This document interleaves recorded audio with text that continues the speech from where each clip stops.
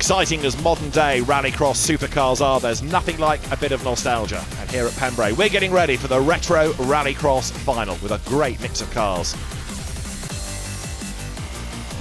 After the qualifying heats, Ray Morgan is the man who tops the points ahead of Roger Thomas with the Metro 6R4 and Kevin Feeney's Escort Mark II third from Lance Foster and Paul Easterbrook's Toyota MR2 behind the Mini, and then the Volkswagen Polo of Paul Smith sixth. The grid is formed, it's based on those points from the heats, so Ray Morgan, Roger Thomas, Kevin Feeney are on the front row ahead of Lance Foster in the Mini and Paul Easterbrook's Toyota MR2 alongside.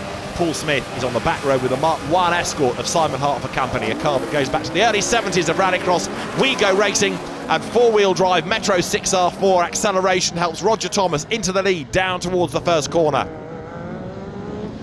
Kevin Feeney then in the green Mark II Escort goes up into the third spot behind the Mark III of Ray Morgan.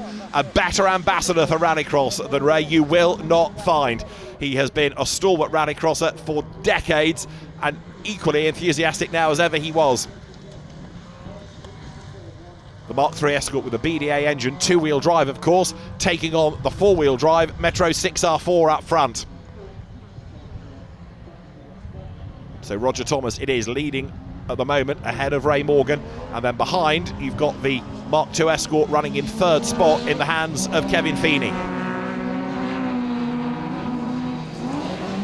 End of the lap, over the timing line goes Roger Thomas then, the Metro 6R4 trying to break away from the opposition. He needs to try and build up as big a gap as he possibly can. Ray Morgan's Escort just looking a bit smoky there as it came over the timing line, but he's soldiering on in that second spot.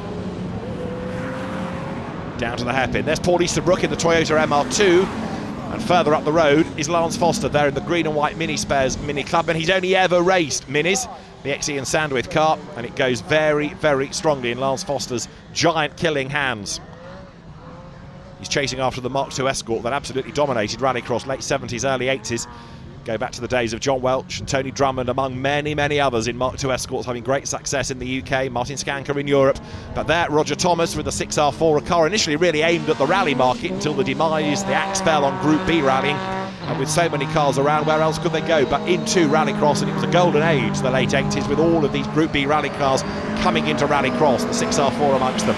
Ray Morgan's Escort then hanging on to second spot, but dropping away now from Roger Thomas. So Thomas building a very healthy advantage indeed here. As we saw at Croft, it's essential that the 6R4s overcome any time penalty, because to equate four-wheel drive and two-wheel drive, that's what happened to Mark Flaherty in North Yorkshire. But Roger Thomas here getting on with the job and streaking away.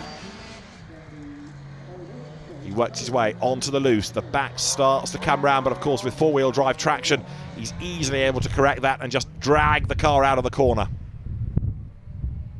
Ray Morgan, the best of the rest, in second spot, and Kevin Feeney's Mark II Escort starting to fall away a little bit now.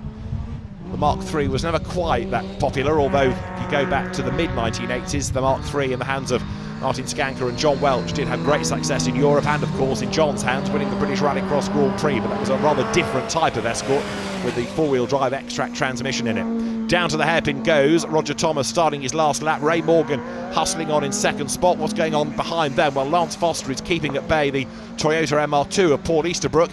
The MR2 was never that common a rallycross car, but it's great to have the variety on the grid.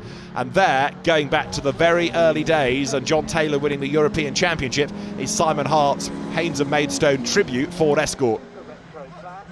Lance Foster then turning his way through Divany Bend on towards the loose section of the circuit. It's looking good for a fourth place it's going to be for him. Third of the two-wheel drive brigade, because this four-wheel drive car is out front. Roger Thomas having dominated proceedings here. Good to have some new names coming into Retro Rallycross this weekend. Kevin Feeney being one of them, Roger Thomas another, and he is the man that has really stamped his mark on the day. The 6R4 making that familiar barking noise, comes up towards the checkered flag.